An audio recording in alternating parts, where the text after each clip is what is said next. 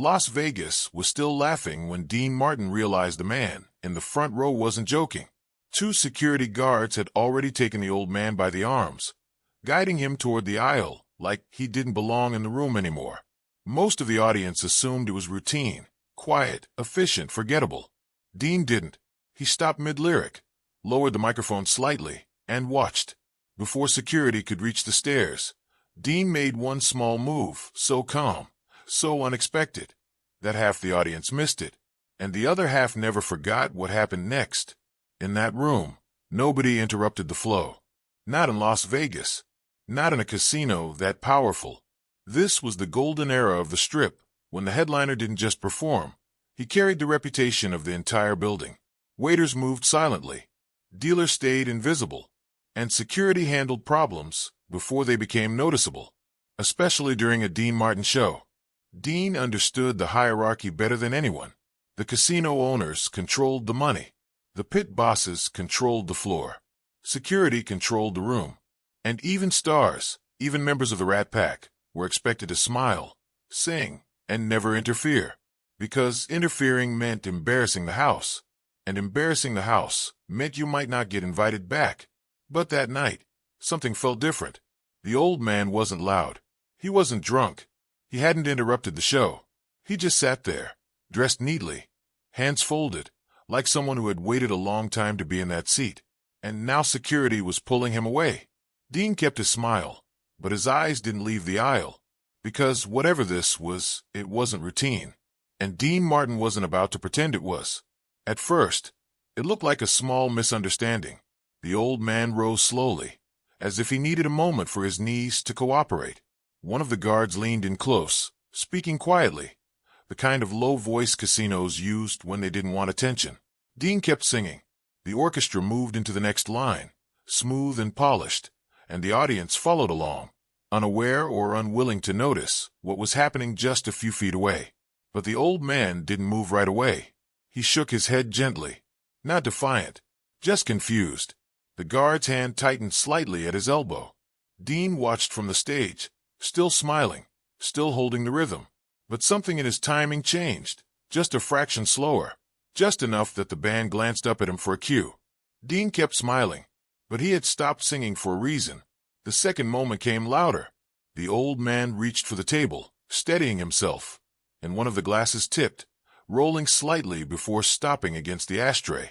A woman at the table looked embarrassed, quickly adjusting her napkin as if pretending nothing unusual was happening. One of the guards leaned closer, now less patient. The old man spoke quietly, but this time a few nearby tables heard him. "I'm supposed to be here." It wasn't angry. It wasn't pleading. Just simple. The guard shook his head.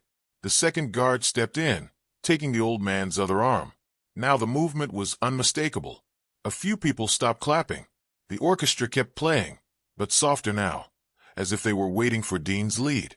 Dean lifted his glass slowly, took a sip, and let the silence between lyrics stretch just a little longer than usual. The room felt it, because Dean Martin didn't leave silence by accident, and he wasn't leaving it now. Then came the moment that crossed the line. The old man stumbled, not dramatically, just enough that his chair slid backward with a harsh scrape against the floor. The sound cut through the music sharper than anything else that night. One guard caught him, but not gently. The old man's jacket pulled awkwardly at the shoulder. His hand reached for the table again, but this time the guard moved him forward before he could regain his balance. A murmur rippled through the front rows. Some people looked down at their drinks. Others watched openly now. Dean lowered the microphone slightly. The band faltered for half a beat, and in that brief pause, the old man looked toward the stage. Not at security, not at the exit, but directly at Dean. He didn't say anything. He didn't have to. Dean kept smiling, but he had stopped performing. The room didn't go silent all at once. It thinned. Applause faded first. Then the clinking glasses. Then even the low hum of conversation began to shrink, table by table, as more people realized Dean Martin wasn't singing anymore. The orchestra held a soft chord, uncertain. Dean stood at the microphone, one hand resting lightly on the stand, the other holding his drink. He didn't move, didn't rush, didn't frown. He just watched. The two guards were halfway up the aisle now. guiding the old man toward the stairs. The man's shoes slid slightly on the carpet, like he was trying to keep his footing without making a scene. A waiter froze beside a table, tray balanced in midair. Someone near the back coughed, then stopped, as if even that felt too loud. The old man glanced around the room. People looked away. Not deliberately, just instinctively. In Vegas, you didn't involve yourself in moments like this. You let the house handle it. You kept your eyes on the stage. But the stage wasn't moving. Dean lifted his cigarette slowly from the ashtray beside him. He didn't light it yet, just rolled it between his fingers, watching. One of the guards noticed. For a brief second, his grip loosened. The old man felt it and shifted, trying to straighten his jacket.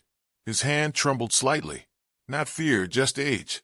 The kind of tremble that made everything take a little longer. The guard tightened again.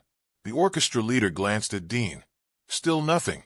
10 seconds had stretched into something longer. Something uncomfortable. The casino manager appeared near the side wall, watching carefully. His expression wasn't angry. It was cautious. Because when a Dean Martin show stopped, it meant something had gone off script. And off script was dangerous. The old man reached the bottom of the stairs.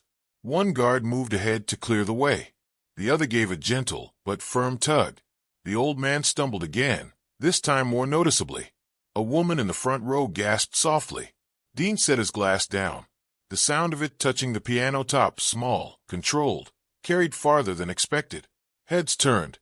Dean stepped away from the microphone. Not quickly. Just one calm step. The band stopped completely now. The old man looked up again. This time, everyone noticed. The guards hesitated, just for a fraction of a second, unsure whether to keep moving or wait for direction from someone higher in the room. Because suddenly, the most powerful presence in the casino wasn't security. It was the man who had just stepped away from the microphone. And Dean Martin was walking forward. Dean Martin didn't raise his voice. He didn't rush. He just walked to the front edge of the stage. Hands relaxed, expression calm, like he was about to tell another joke. Then he leaned slightly toward the microphone and spoke, almost casually. "Easy, boys, he's with me." The words landed softly, but the effect was immediate. The guards froze. Not dramatically, just enough that the old man stopped moving. One of the guards looked toward the side wall, instinctively searching for the casino manager. The other loosened his grip without realizing he'd done it. The room held its breath, because everyone understood what Dean had just done. He hadn't argued. He hadn't challenged security. He had simply claimed the old man. And in Vegas, that changed everything. Dean stepped down from the stage, a rare move in itself, and walked slowly toward them. His shoes moved quietly over the carpet. No music, no laughter, just the sound of a room waiting to see who actually held power. Dean reached the old man first. He placed a light hand on the man's shoulder, steady, respectful. Then he looked at the guards, still calm. "He's sitting right here," Dean said, gesturing toward the front table. No anger, no threat, just certainty. One guard released his arm completely. The other stepped back. And in that moment, the balance of the entire room shifted. Not with force, not with volume, but with the quiet authority of a man who didn't need either. Because Dean Martin hadn't just stopped security. He'd made them step aside. For a second, nobody moved. The guard stepped back, but they didn't leave. The casino manager near the wall shifted his weight, watching carefully, calculating what this meant. Not just for the moment, but for the room, for the house, for the unwritten rules everyone depended on. Dean didn't wait for permission. He pulled the chair out himself. It was such a small gesture, almost ordinary, but in that room, it felt enormous. The old man lowered himself slowly, still slightly shaken, and Dean stayed beside him until he was settled. Then Dean adjusted the man's jacket gently, like he was helping an old friend. The audience saw everything. The old man looked up at Dean, surprised more than anything else. His lips moved, a quiet thank you, barely audible. Dean gave a small nod. Then he turned to the table and picked up the man's untouched drink, sliding it back within reach. The room softened. Someone near the back began clapping, hesitant at first, unsure if it was appropriate. Another table joined, then another. Within seconds, the applause spread, not loud and explosive, but steady, respectful. The guards retreated toward the wall. The casino manager didn't stop them, because now, stopping Dean would have been louder than letting him finish. Dean returned to the stage slowly, as if nothing unusual had happened. He picked up his glass, glanced at the orchestra, and gave a small nod. The music resumed, but the atmosphere had changed. Dean leaned into the microphone, letting the first line land gently, like he was easing the room back into rhythm. For the rest of the show, something subtle lingered. People watched him differently now, not just as a performer, but as someone who had quietly drawn a line in a place where lines weren't supposed to exist. Later, behind the curtain, there were quiet conversations. Casino executives weren't angry, they were cautious. Dean Martin wasn't just another singer they could replace. He filled rooms. He brought power of his own. Still, he had challenged the house, and that always carried risk. But Dean didn't argue, didn't defend himself. He simply shrugged it off, poured another drink, and prepared for the next show.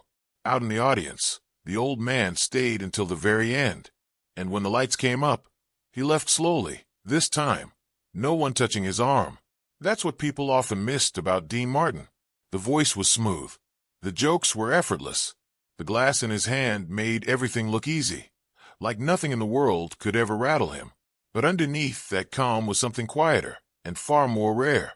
Dean understood power, not the loud kind, not the kind that pushed people around or cleared a room. He understood the kind that stepped in gently and made everyone else step back. That night in Las Vegas, he didn't embarrass security. He didn't challenge the casino. He didn't make a speech. He simply made sure an old man wasn't treated like he didn't matter. And in doing that, Dean Martin did something bigger than stopping an uncomfortable moment. He reminded an entire room that dignity didn't belong to the powerful. It belonged to everyone. By the time the show ended, the laughter had returned, the drinks were flowing again, and the casino looked exactly the same. But the people who were there remembered, because in a city built on noise, Dean Martin proved something in silence. Sometimes the smoothest man in the room was also the strongest.